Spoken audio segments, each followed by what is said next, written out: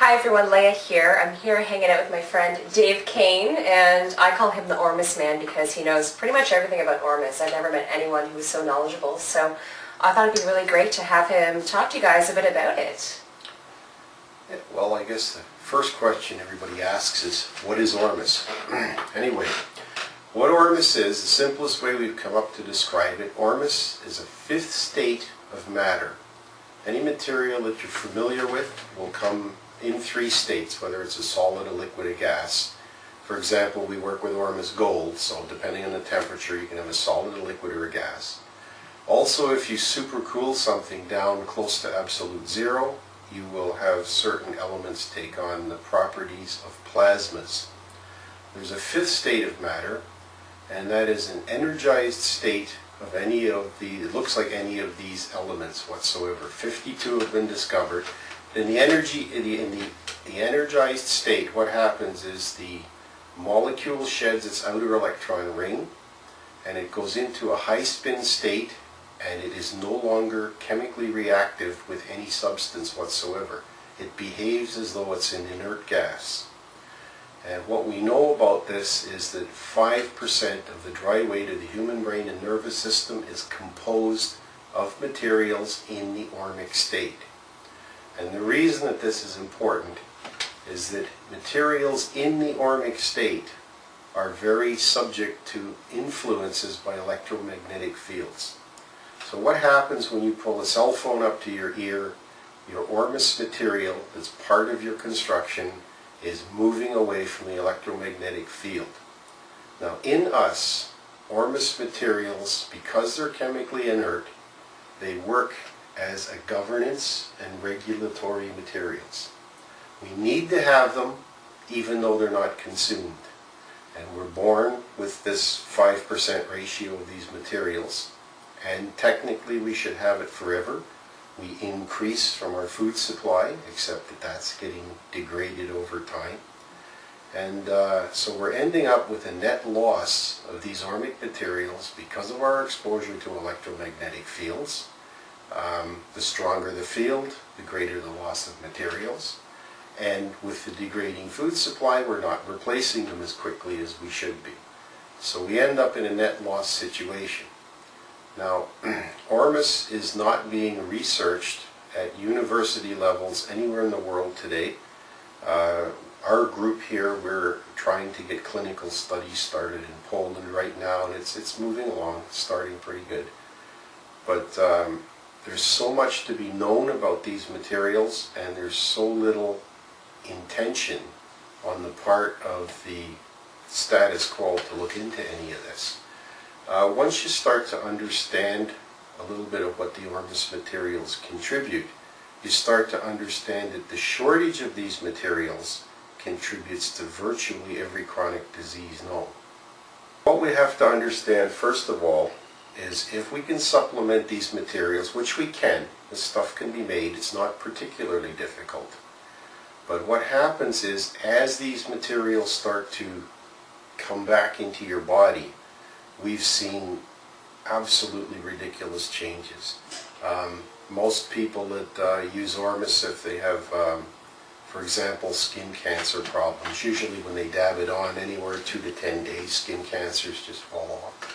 You don't need to cut them off. When you ingest this internally, it starts to bring our systems back the way they should. It improves our neural messaging.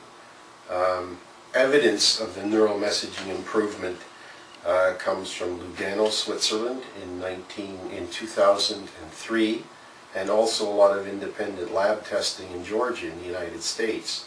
And what they found is when a person is hooked up to an EEG, the electroencephalogram, where they get everything on your head, within 2 hours of taking Ormus, what happens is that the alpha and the theta activities in the right and left brain lobes slowly start to come into balance. It takes about a week to 2 weeks depending on the person, their nature, and how short they are in materials. But once this balance is achieved, it starts to manifest itself in a lot of different ways. You start to get clarity of decision making. You start to get a greater calmness.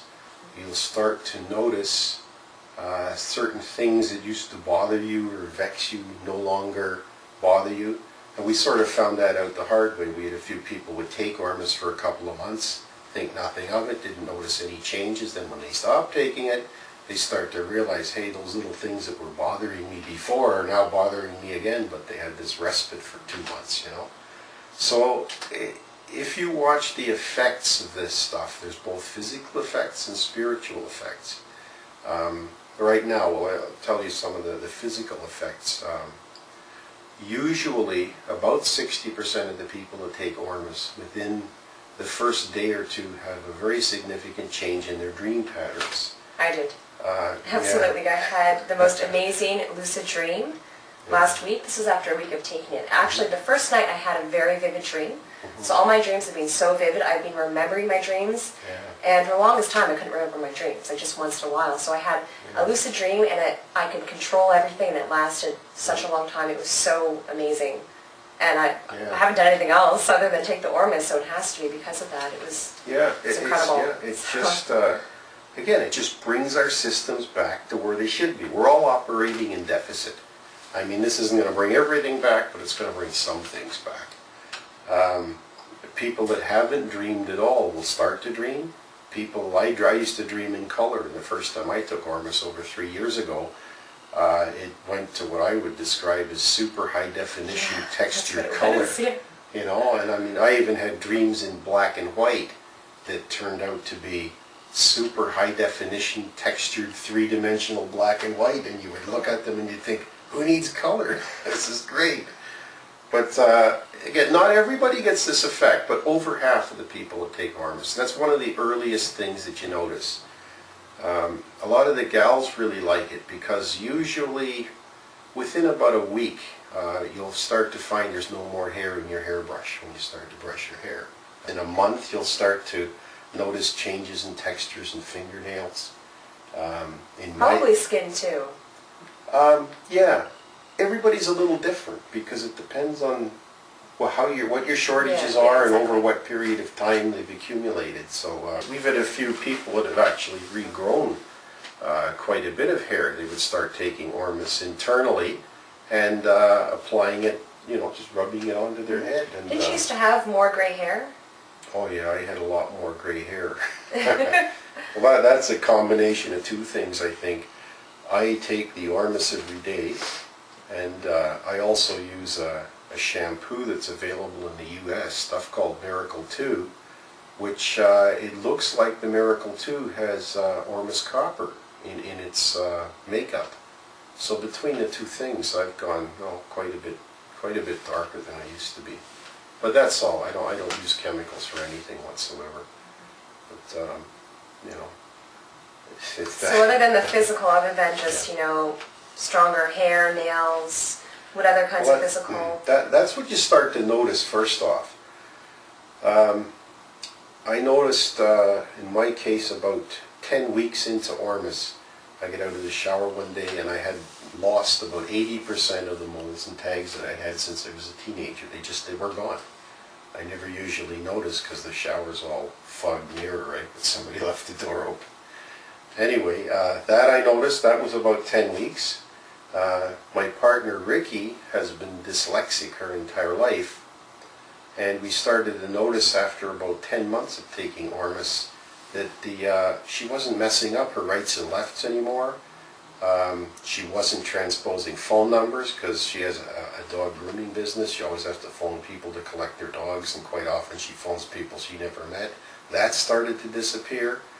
And one of her protocols, if she was going to write a letter to her brother, for example, she would write the letter out by hand, then she would put on her Dragon program and she would read the letter into the computer, then she would go to the spell check on the computer and correct everything. And by about 10 or 11 months, she's just starting to type into the computer directly. And you know, now it's 3 years and she doesn't even use spell check anymore. She corrects me as much as I correct her. So that melted away, and Ricky at the time was 66 years old, so lifelong dyslexia just started to melt away. So again, it just looks like neural coordination and neural messaging, and just getting the materials in. Your body knows what to do with the materials once it gets in. you know. And so I mean, there's that. We have downstream from us now, we have 2 other people that are making Ormus. We have about 1,200 people using Ormus altogether now. We started to supply a village in Mexico. We have about 700 people in this village that use Ormus now.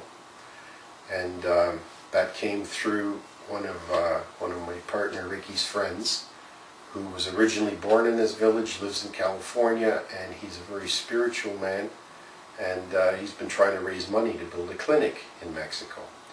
So originally we called him, suggested he look into the Ormus because he could maybe set up a hacienda down there, treat some wealthy Americans, get them to come down, raise his money that way.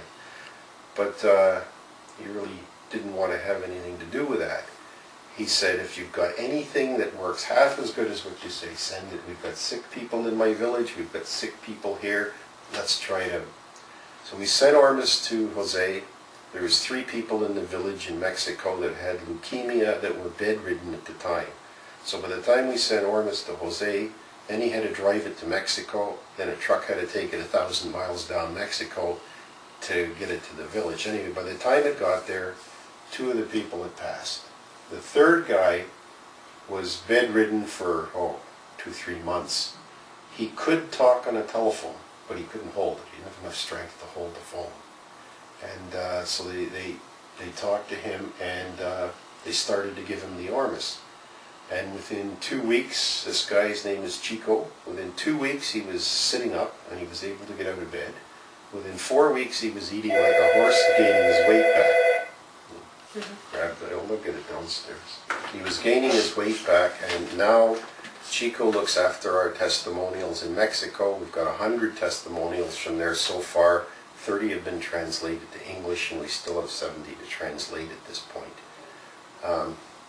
Anyway, word got out around the village, more people started to use it, and with not having a clinic or a doctor, they started to use it for all kinds of things. One of the first ladies that found out about this came from another village. She had a brain tumor, and they didn't have the money to have this operated on and so on, so she started taking the Ormus for that.